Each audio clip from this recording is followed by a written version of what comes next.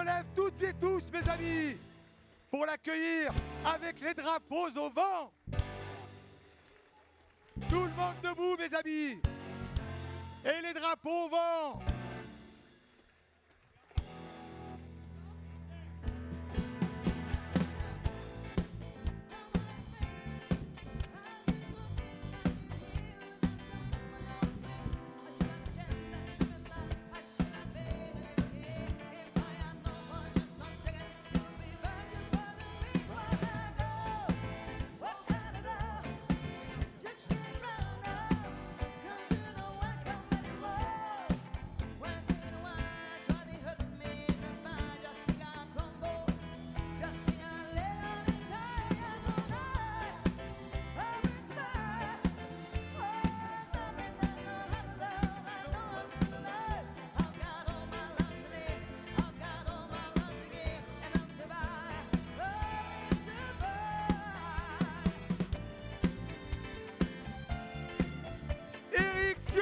Mes amis, chapeaux au vent, drapeau également.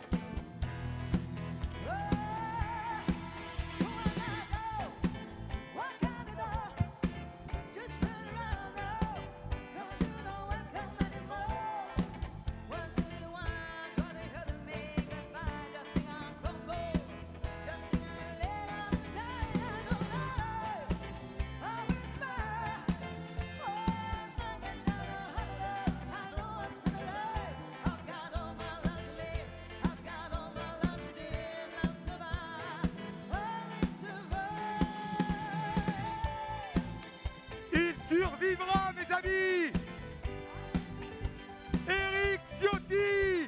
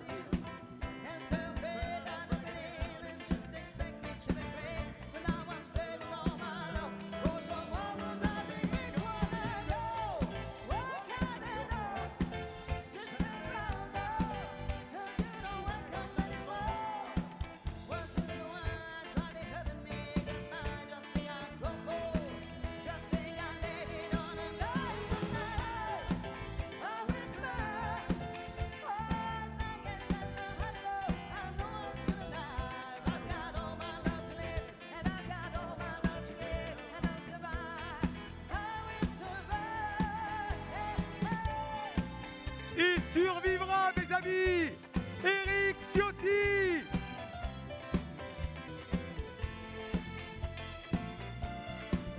Il est là, sur scène, avec nous.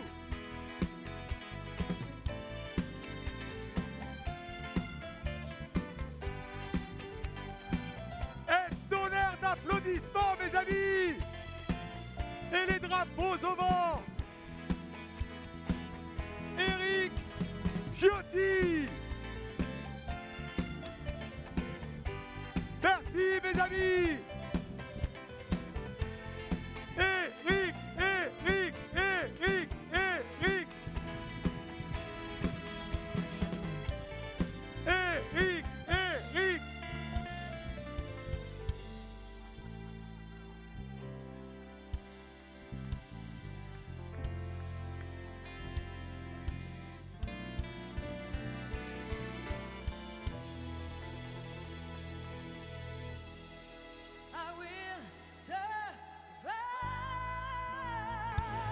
Il survivra.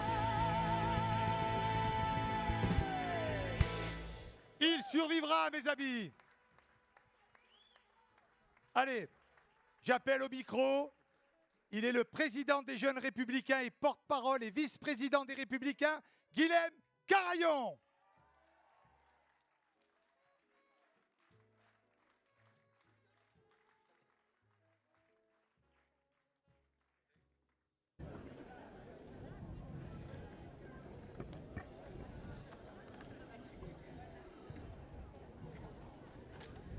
Chers amis, chers compagnons, je suis très heureux de revenir sur cette terre de Levins, ici où il y a 2 ans maintenant, nous étions rassemblés pour soutenir la candidature à la présidence des Républicains de notre famille politique, la candidature d'Éric Ciotti.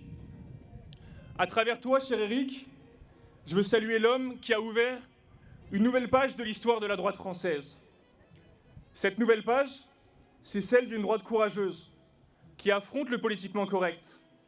Une droite qui a brisé le vieux tabou mitterrandien et qui s'est unie avec le Rassemblement national pour combattre l'extrême gauche, le poison mortel de la politique française. Éric, merci pour ton courage. Je suis fier d'être à tes côtés. Mes amis, je voudrais que vous fassiez un tonnerre d'applaudissements pour les jeunes républicains qui sont venus très massivement aujourd'hui. Les jeunes avec Ciotti autour d'Alexandre Saradjian, vous pouvez les applaudir.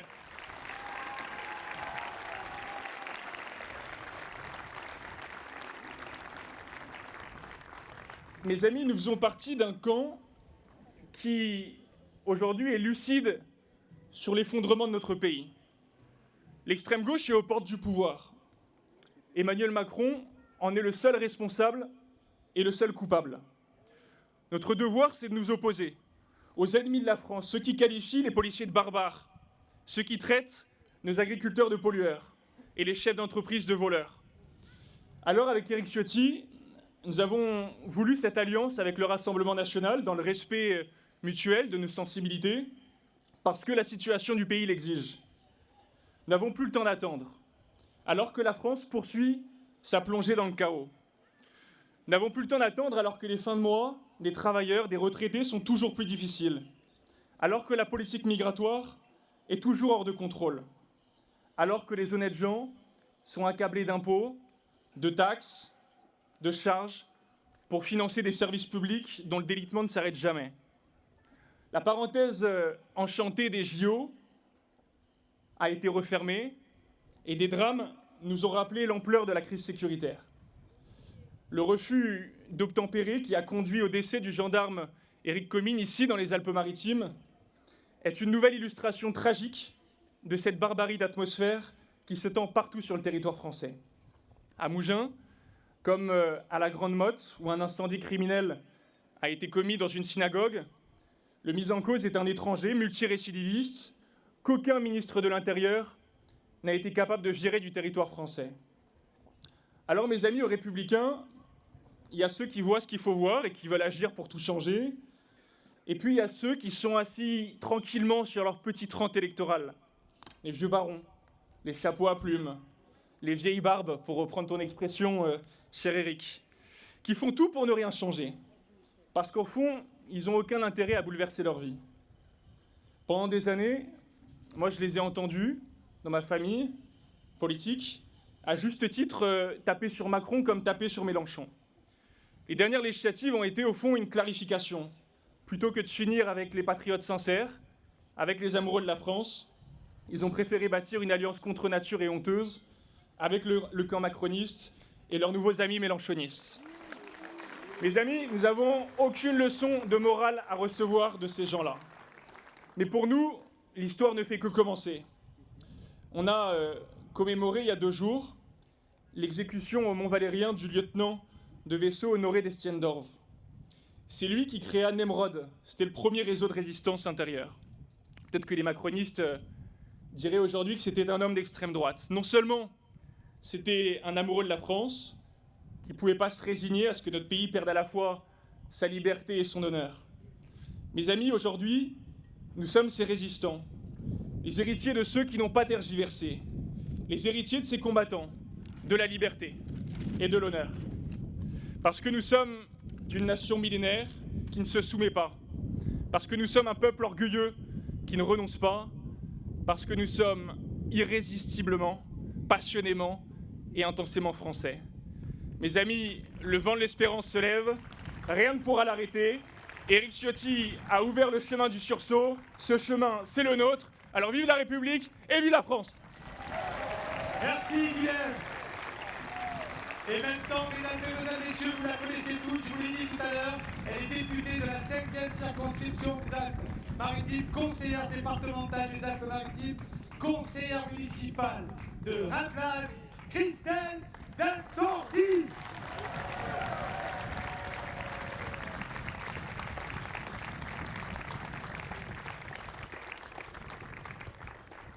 Mes chers amis, quel plaisir, quelle joie et quel bonheur de vous voir aujourd'hui si nombreux ici, dans ce magnifique pré de Levins, dans la plus belle des circonscriptions. Merci à tous pour votre présence.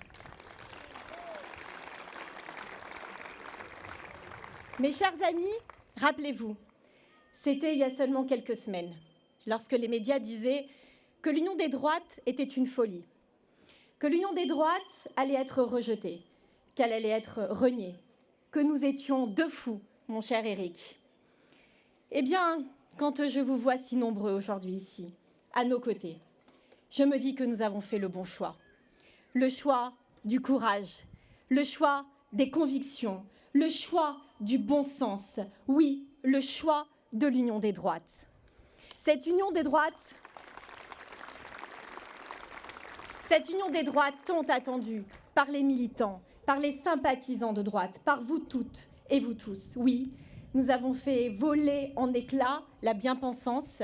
Oui, nous n'avons pas été de ceux qui, pour assurer leur survie politique, avons passé des petits arrangements en coin de table avec la Macronie. Non, nous avons été les deux seuls parlementaires à vous avoir écouté et à vous avoir entendu.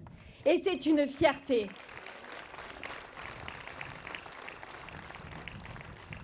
Oui, c'est une fierté. J'en suis fière parce que ce choix, je l'assume. Ce choix, je le porte. Et ce choix, vous l'avez largement plébiscité. Tout d'abord, bien sûr, ici, dans cette 5e circonscription, en me renouvelant votre confiance dès le premier tour. Et je voulais vous en remercier, encore une fois, du fond du cœur. Mais également, dans la 3e circonscription, en portant à la victoire notre ami Bernard Schex, qui était candidat contre l'ancien maire de Nice. Et enfin, et surtout, en renouvelant votre confiance à Éric Ciotti, qui a été réélu brillamment de la 1re circonscription.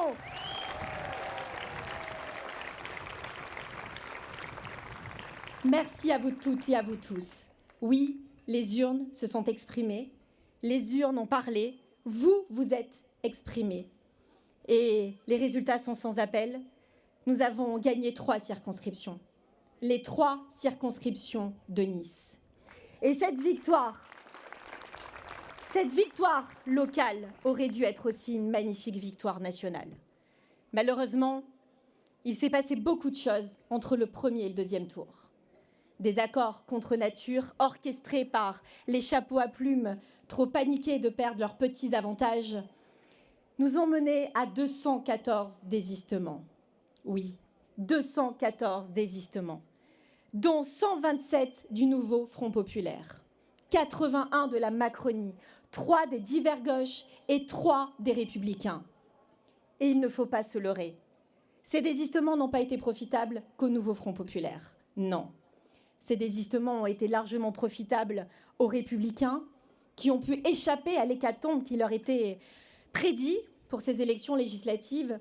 Et j'ai notamment en tête l'élection de Laurent Wauquiez, élu grâce au désistement d'un candidat du nouveau Front populaire, rappelons-le. Mais aussi Olivier Marleix, pour celles et ceux qui ne s'en souviennent pas, il était président de notre groupe LR à l'Assemblée, élu lui aussi grâce au désistement du candidat de la NUPES face à lui. Alors certains diront que je suis mauvaise langue. C'est vrai. Tous les députés LR n'ont pas été élus grâce à des désistements, effectivement. D'autres ont préféré négocier avant même le premier tour des élections avec la Macronie pour ne pas avoir de candidats macronistes face à soi et qui ont malgré tout peiné à gagner au 2e tour des élections avec à peu près 200 voix d'avance. Je pense que vous avez tous compris à qui je pense. Oui, bien évidemment, à notre très cher ami Michel Tabarot. Alors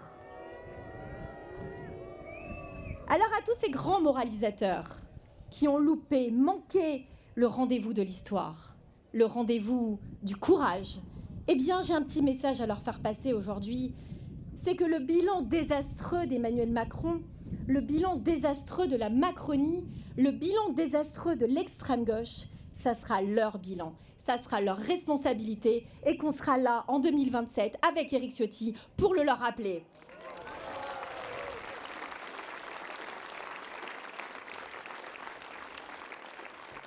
En tout cas, mes chers amis, aujourd'hui, aux côtés d'Éric Ciotti, grâce à Éric Ciotti, grâce à son courage, grâce à sa détermination, la vraie droite républicaine est de retour.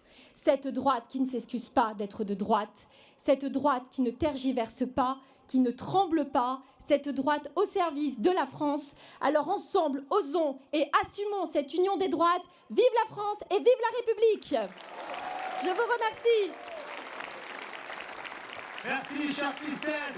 Et maintenant, mes chers amis, celui que nous attendons tous, il est député de la première circonscription des Alpes-Maritimes, président de la commission des finances du département des Alpes-Maritimes et assurément l'homme politique le plus courageux de France, Éric Ciotti, mes amis.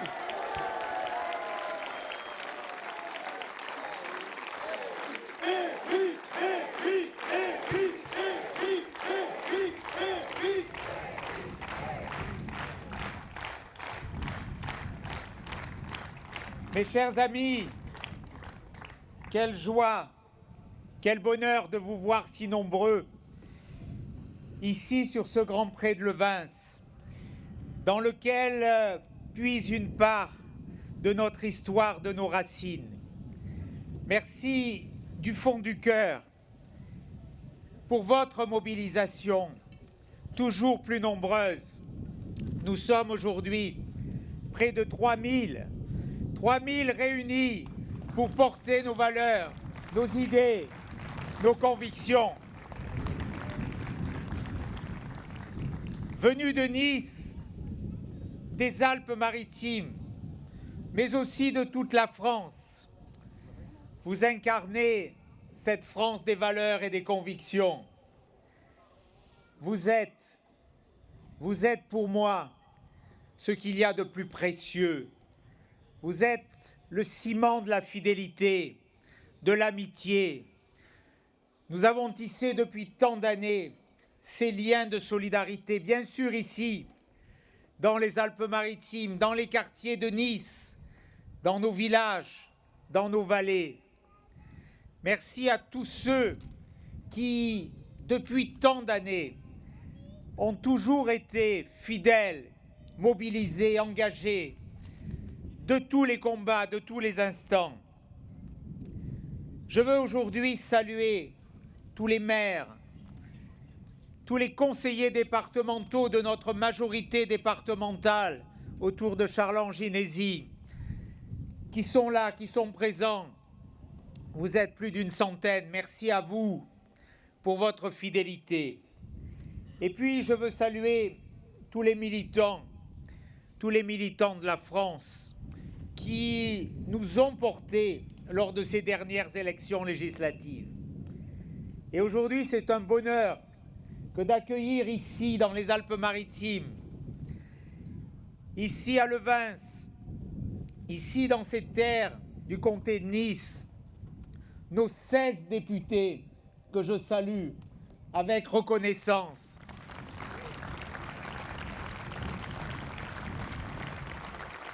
Ils ont porté les couleurs des Républicains à droite. Merci à notre député européen Laurent Castillo. Merci à notre sénateur Henri Leroy. Avec Christelle, avec Bernard Schex, eh bien, nous incarnons cette représentation des Alpes-Maritimes au Parlement. Et nous le faisons dans notre groupe. Dans ce groupe, à droite, il changera sans doute de nom à la fin de mon discours. Mais ce groupe que nous avons voulu. Alors oui, mes amis, c'est ici que se trouve le cœur battant de la droite. Soyez fiers, mes amis, de votre courage. soyez fiers de votre engagement. Nous portons ensemble la flamme de l'esprit français. Nous le faisons en étant profondément libres.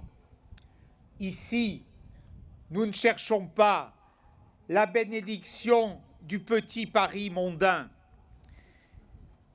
Ici, nous cherchons le réveil français. Ici, nous ne détournons pas le regard face aux injonctions des moralisateurs et des tenants du politiquement correct. Ceux-là, ils sont coupés du peuple. Ceux-là, ils sont coupés du pays. Ils ignorent vos difficultés. Ils ignorent les problèmes du quotidien. Ils vivent emmurés dans leur village Potemkin, dans une France imaginaire, loin de toute réalité. Pour eux, l'immigration de masse est une chance pour la France. Pour eux, l'islamisme n'est pas un danger. Pour eux, l'insécurité n'est qu'un sentiment. Pour eux, les dealers de drogue sont les nouveaux entrepreneurs. Pour eux, les antisémites sont des résistants. Pour eux, la police tue. Pour eux, Sardou est un macho et Delon un facho. Eh bien ici, mes amis, nous on chante Sardou et on aime Delon.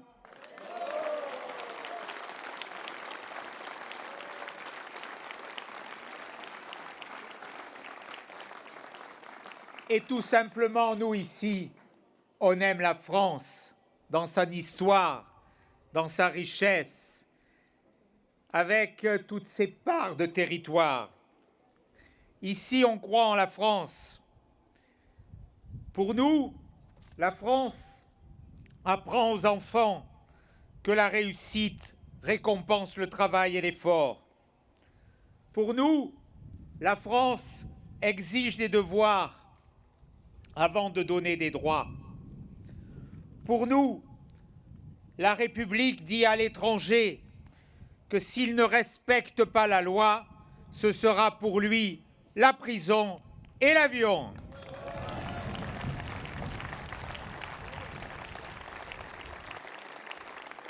Pour nous, la France dit aux délinquants que s'il touche à un uniforme de la République, le soir même, il dormira en prison.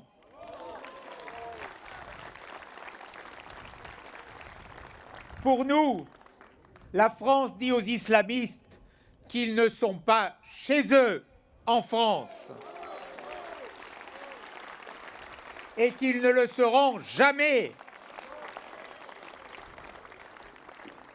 Bref, ici, la France est chez elle et ici, la bien-pensance n'a pas sa place. Nous lui avons échappé dans les Alpes-Maritimes à l'occasion des dernières élections avec la triple victoire à Nice, des 3 circonscriptions de Nice, avec Christelle Dintorni et Bernard Schex.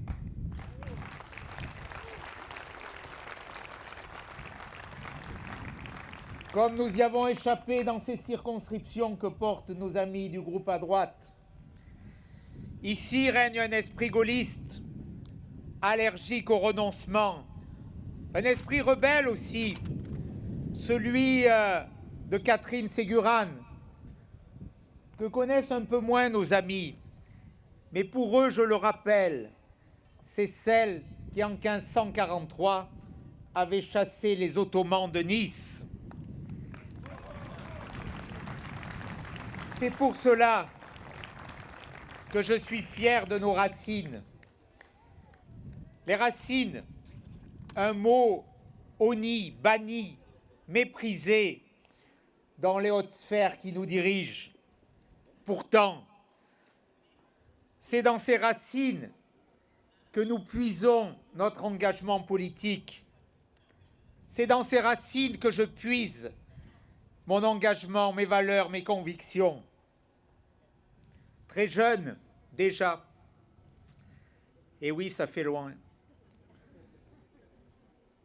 Au conseil municipal de Saint-Martin-Vésubie, 1989, dans cette montagne niçoise, dans mon village, juste parmi les nations, pour avoir protégé des centaines de Juifs en l'été 1943, alors que les Allemands rentraient dans la zone côtière.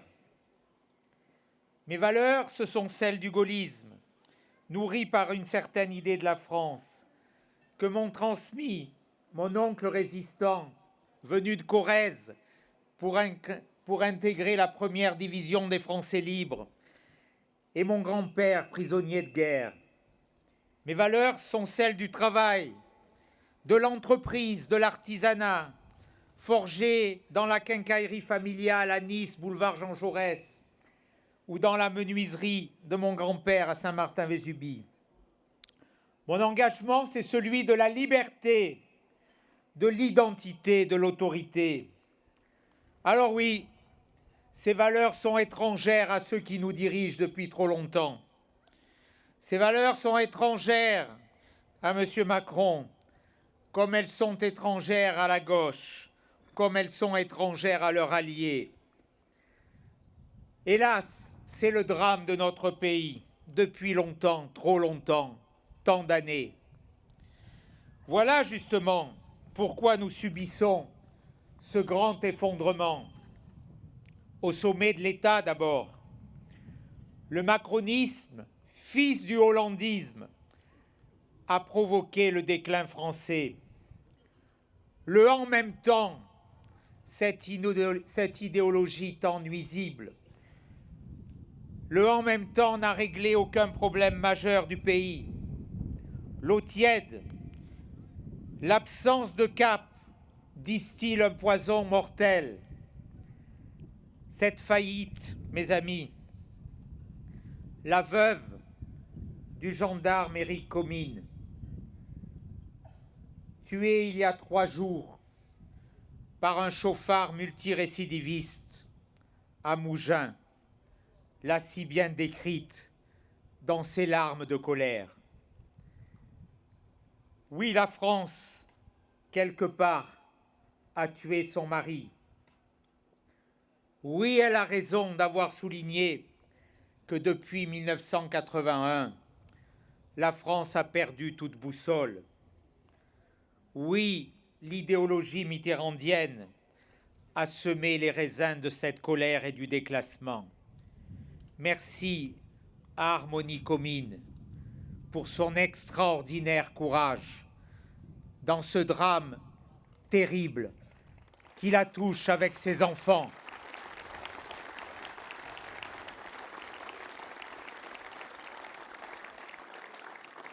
Merci au maire de Mandelieu, Sébastien Leroy, à David Konopnicki, à Henri Leroy, d'avoir rendu cet hommage de vérité à ce militaire de la gendarmerie qui est tombé en service, qui est tombé pour nous protéger, qui incarne le courage de ces hommes et de ces femmes qui portent l'uniforme de la République, nos gendarmes, nos policiers, nos militaires, nos pompiers.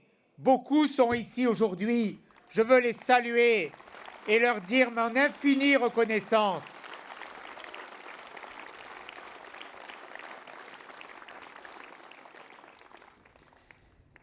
Désormais, nous devons regarder avec lucidité ces 10 plaies du en même temps qui rongent notre nation. Les 10 plaies du en même temps qui nous paralysent, nous handicapent, nous fragilisent. L'immigration de masse, l'enfer fiscal qui nous donne le privilège d'être le pays où on paie le plus d'impôts au monde,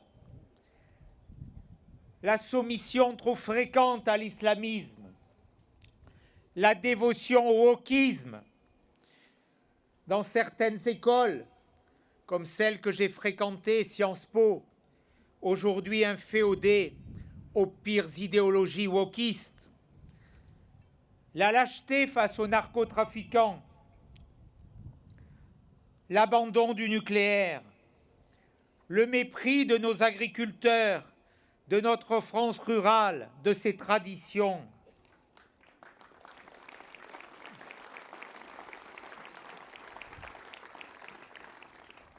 La folle dérive de nos dépenses publiques qui ont construit cette montagne de dettes de plus de 3 000 milliards d'euros qui pèsent sur chaque Français. Le saccage de notre indépendance et de notre représentativité dans le monde, fragilisant notre diplomatie, mais aussi l'abandon trop fréquent de nos aînés, l'absence de politique pour le grand âge, l'absence de politique pour les handicapés. Cet effondrement français, ces 10 plaies qui nous fragilisent, frappent aussi nos territoires et particulièrement nos villes. De Paris à Lyon, de Marseille à Bordeaux, de Strasbourg à Nantes, les impôts flambent, les familles sont chassées, l'insécurité se déploie. Le modèle du gauchisme municipal, hélas, a dépassé ses frontières traditionnelles. Il a fait des émules, ici même à Nice d'ailleurs. Nice, ma ville, notre ville pour beaucoup, est devenue la cité record de l'augmentation des impôts et des taxes. C'est à Nice qu'en 2024, la taxe foncière augmentera le plus dans les grandes villes de France, près de 20%. Mais c'est aussi à Nice que la guerre des narcotrafiquants s'est installée, que la criminalité et la délinquance ont pourri nos quartiers et la vie des Niçoises et des Niçois, nourris par une immigration de plus en plus pléthorique. Mais c'est aussi à Nice qu'on détruit des infrastructures pour éponger une dette abyssale de 3 milliards d'euros. Les émules de M. Macron l'ont suivi à la lettre dans la fidélité de sa politique au plan local. C'est à Nice que les commerçants sont délaissés, et je le dis aux associations qui sont ici, trop souvent obligés de tirer leurs rideaux. C'est à Nice que les équipements de proximité sont sacrifiés au profit d'une politique de paillettes et de vitrines à un coût démesuré. C'est à Nice que le pharaon du béton dépense sans compter alors que les Niçois paient l'addition.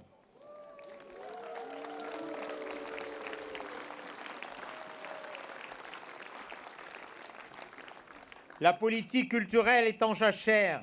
Théâtre, auditorium, cinémathèque détruits, musées fermés. Alors, mes amis, face à ce déclassement là aussi, nous sommes la seule alternative. Face à ces menaces, face à ces périls, je n'abandonnerai pas ma ville. Je vous le dis, mes amis, je me prépare chaque jour, chaque minute, chaque seconde, à relever le défi du renouveau de Nice.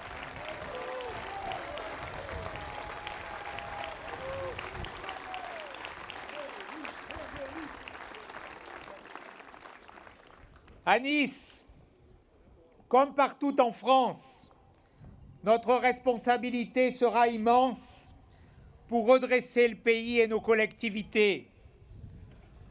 Nous serons, mes amis, ensemble, tous ensemble, au rendez-vous de l'histoire. Nous mènerons ce beau combat. Dans les villes comme au Parlement, ce sera notre victoire ou le chaos. Une victoire exigeante, difficile, mais que rien n'entravera à force de volonté et de courage. La volonté et le courage, nous n'en manquons pas. Nous nous présentons aujourd'hui pour vous conduire sur ce chemin de la victoire. Pour cela, nous devons rompre le piège machiavélique du cordon sanitaire. En Italie, aux Pays-Bas, en Finlande, en Suède, en Autriche, des gouvernements d'union des droites dirigent leur pays. Pourquoi la France s'y refuserait? Pourquoi certains nous interdiraient d'emprunter ce chemin du redressement? Oui, pour retrouver les sentiers de la victoire, nous avons ensemble, et j'ose le dire, en ouvrant ce chemin, nous avons brisé le tabou de ce grotesque et ridicule front républicain. J'ai rompu avec cette malédiction en osant l'union. J'ai coupé le nœud gordien de la droite. En vérité, en transparence, depuis 2 mois, nous avons assisté au réveil d'un espoir français. Mais cet espoir s'est heurté à la violence de la conjuration des impuissants, à la résistance acharnée de ceux qui veulent que rien ne change et qui s'en accommodent. La conjuration des impuissants, c'est le parti unique qui préfère Mélenchon à l'union des droites. Le parti unique qui va des communistes à Christian Estrosi et Xavier Bertrand.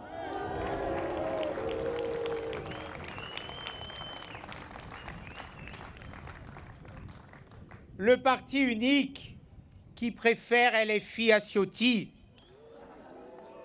Le parti unique qui préfère Rima à Bardella. Quelle lâcheté, quelle honte! Eh bien ici, mes amis, nous allons et nous continuerons à refuser le parti unique, le parti de l'impuissance.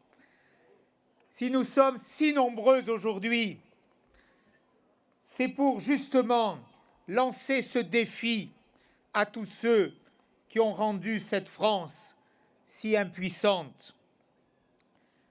Arrivé grâce à vous au premier tour de la primaire des Républicains en 2021, j'ai tenté d'abattre le mur du politiquement correct. Hélas, notre message a été enterré par ceux qui ont additionné leurs divisions pour me combattre. Cela aboutit à une candidature désespérante à l'élection présidentielle de 2022 pour notre famille politique. Président des Républicains, j'ai tenté de dépasser les concaves de nos tables, mais une force d'inertie collective paralysait notre parti. Pendant ce temps, dans les ruines de la dissolution, la gauche a renouvelé son accord électoral gagnant.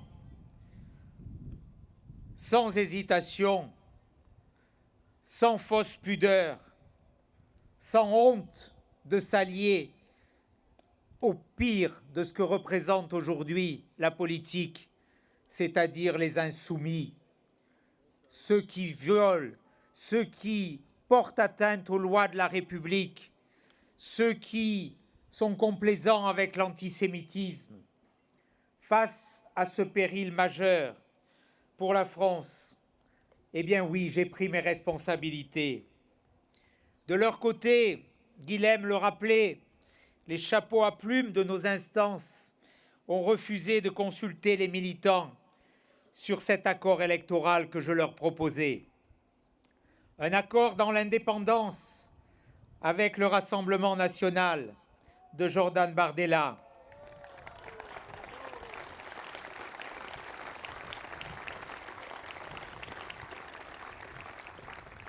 Chaque jour qui passe renforce cette union des droites qui est la seule option pour retrouver le cœur des Français.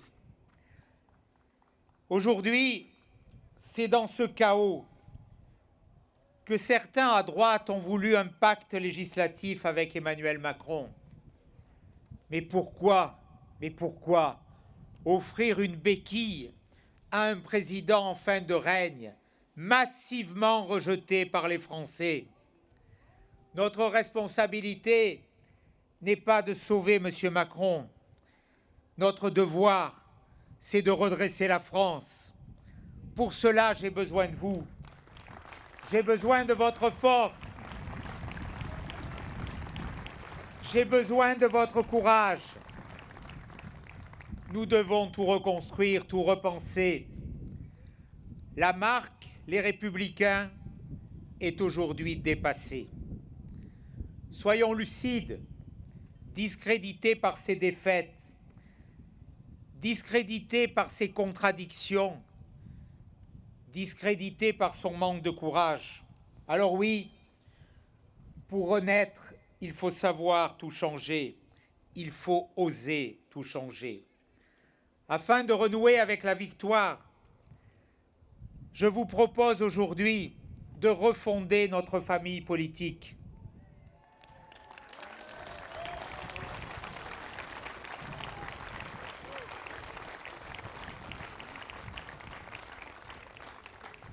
J'ai une conviction forte.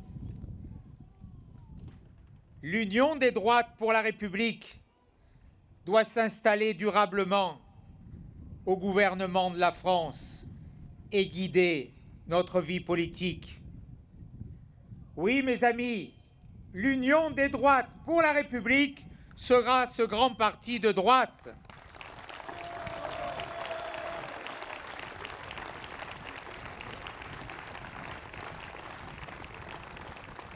Aujourd'hui, l'UDR renaît.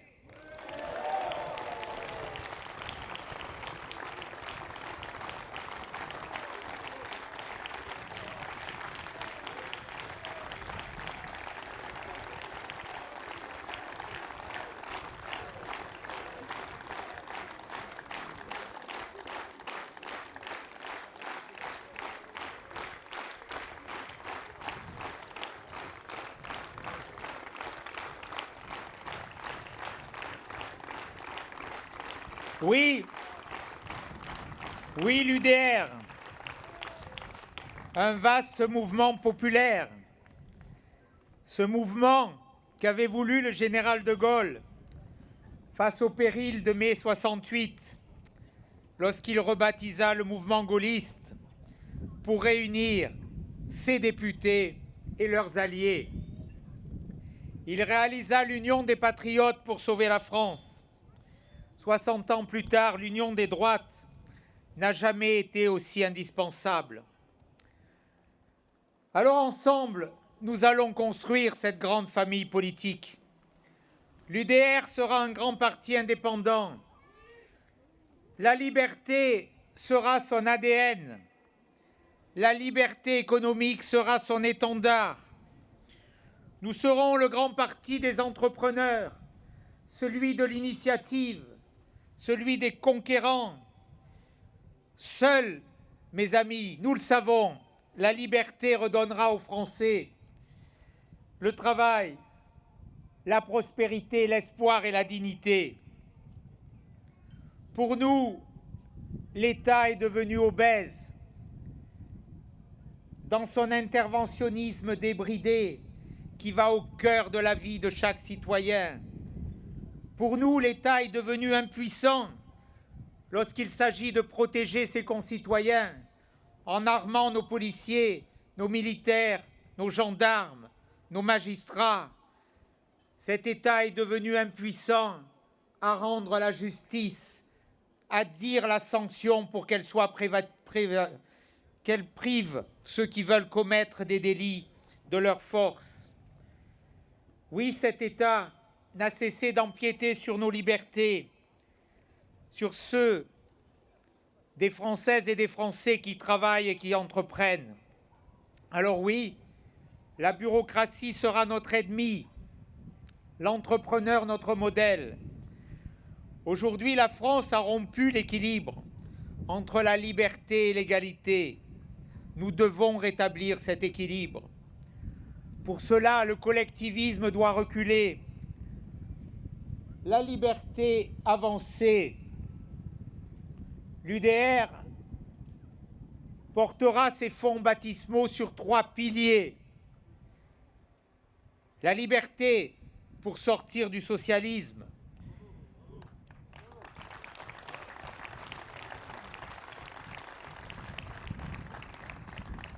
L'identité pour conserver ce que nous sommes. Notre histoire, notre culture, notre civilisation européenne, la force et la puissance de nos bâtiments, notre message culturel, la force de notre littérature,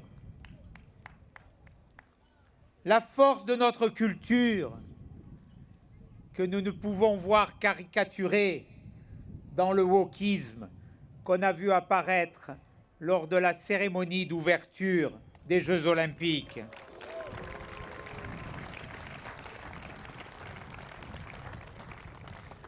Oui, cette identité nous garantira que la France reste la France.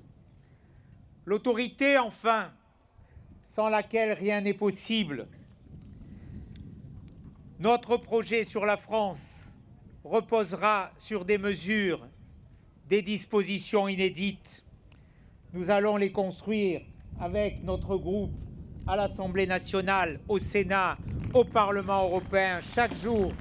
Et nous avons déjà commencé. Des mesures inédites et fortes. La démocratie directe à travers des référendums réguliers comme en Suisse pour régénérer ce lien de confiance entre le peuple, trop souvent oublié, et ceux qui le dirigent, quelquefois dans l'ignorance et le mépris. La fin du droit du sol.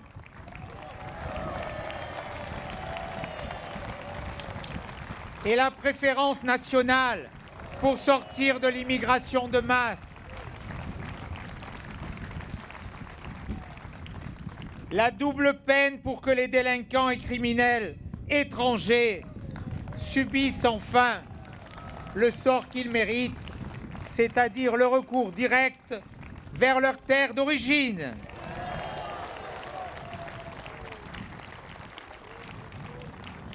La construction massive de places de prison pour restaurer la force de la sanction et de la chaîne pénale. La baisse massive de la fiscalité et notamment des droits de succession, véritable impôt sur la mort. La suppression de centaines et de milliers de normes pour favoriser l'initiative, la recherche, la science, le progrès. Une refonte totale et une réduction massive de l'impôt sur le revenu pour éviter la spoliation fiscale.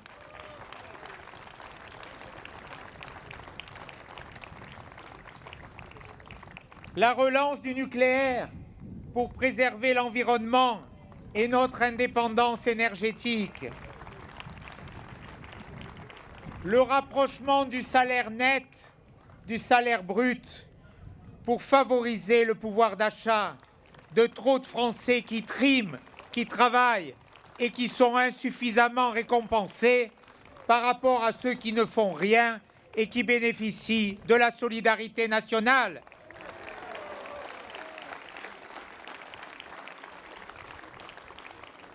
Une part de capitalisation pour tous les retraités afin de garantir une retraite avantageuse et juste. Tout cela, nous devons le faire dans l'équilibre des comptes retrouvés, alors que la France vient d'être sanctionnée pour déficit excessif par l'Union européenne. L'équilibre des comptes, c'est la garantie de notre souveraineté. Oui, ces mesures devront remettre de l'ordre dans la rue et de l'ordre dans les comptes. Nous devrons aussi, pour garantir notre identité, interdire le voile islamique pour les mineurs dans l'espace public.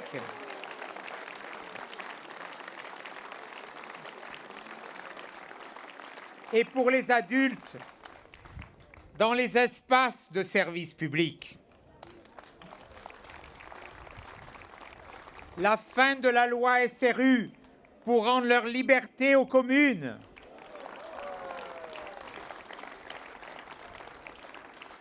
Une nouvelle architecture territoriale avec 2 échelons, la commune et la province, en supprimant l'inutilité des régions.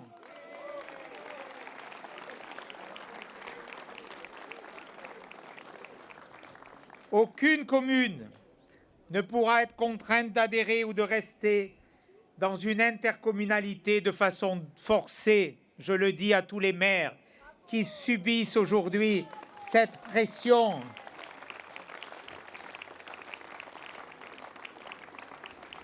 Ce projet, mes amis, est celui, vous le voyez bien, du courage et de l'audace, celui d'une renaissance française. Pour cela, je vous invite à adhérer massivement à l'Union des droites pour la République.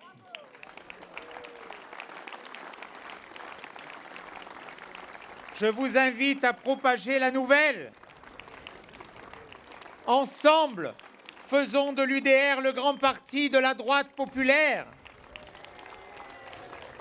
Ce jour est un jour de renouveau, de renaissance. Prenons conscience de ce que nous sommes, un grand peuple que rien ne pourra plus arrêter. Ensemble, dans le courage et dans l'union. Vive les Alpes-Maritimes, vive la République, vive l'UDR et vive la France!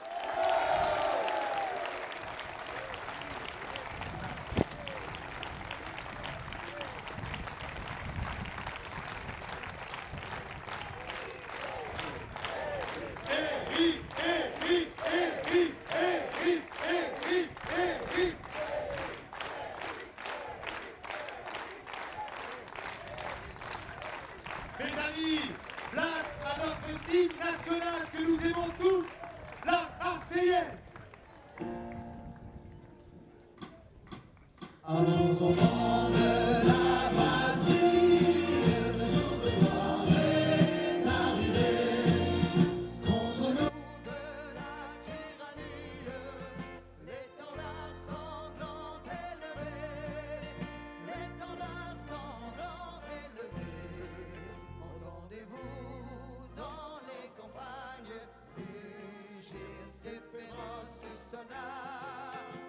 Ils viennent jusque dans nos bras, égorger vos fils et vos compagnes. Aux hommes citoyens, formez vos bataillons.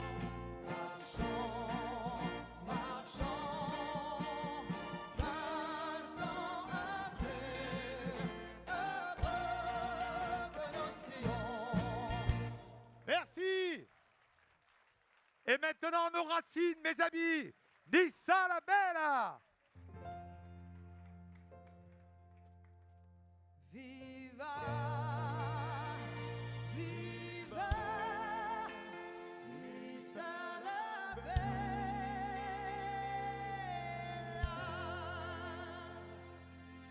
Oh la mia bella Nissa, bellina degli flu, li giunge Lissa, io canterai toujours.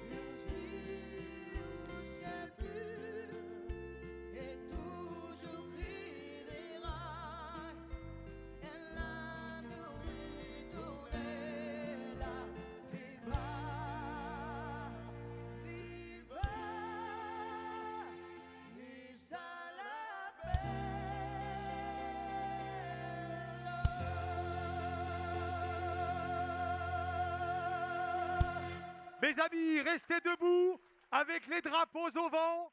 Nous allons faire la traditionnelle photo. Allez, tous ensemble, on agite les drapeaux, mes amis. Allez, encore quelques secondes. Et le drone qui arrive au-dessus de nos têtes. Magnifique photo, mes amis.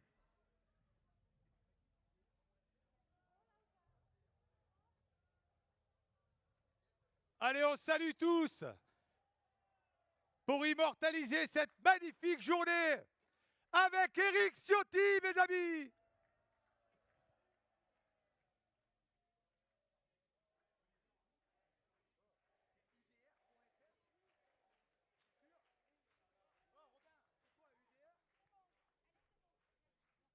Allez, mes amis, merci beaucoup. Et n'oubliez pas de vous connecter sur udr.fr.